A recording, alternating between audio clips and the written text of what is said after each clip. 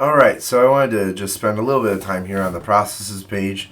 So here we have the process that we've created as a draft. From here we can delete the process. We're not going to do that right now, but you would delete it and then hit publish drafts. I can go into this process and I'm immediately presented with the English as code right here. Because this is a draft process, this is editable. So I just want to make note of this. That you can change a draft process. That is why it is a draft, right? And so with a draft process, it's a little bit different than a published process. Number one, you cannot invoke a draft process using the invoke keyword. That is number one. Number two, you cannot edit a published version. So a couple things I want to do before I publish this. I'm going to just show you if you're using if you're invoking this process from another application.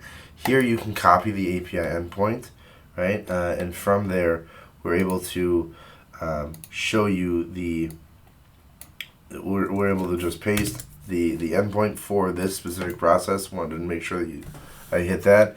That is a point here.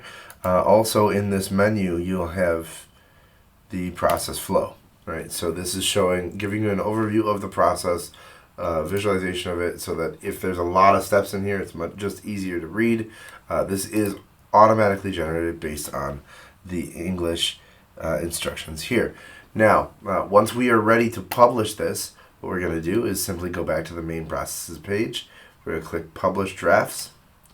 We're going to look to see if there are any learnings. If there are any new learnings, it would say how many here. You have the option to review them. We're going to go ahead and click Publish, and then Publish one more time.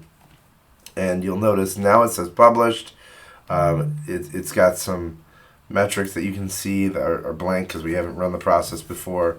And then, so there are some subtle differences between published and draft.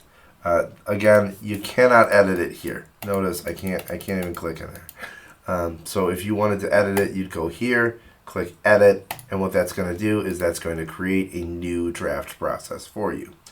So when you go back to the process, you have now the draft and the published. Difference is, again, draft is editable. I'm going to go ahead and discard this draft because I don't need it.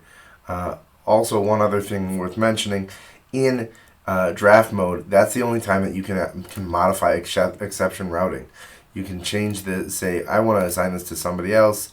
I don't have any other users in this department, but I could, if I did, I could assign it to someone else, right? And then once I would publish it, you will not be able to modify who that exception goes to. So if you notice here, exception routing is grayed out, and that is absolutely by design.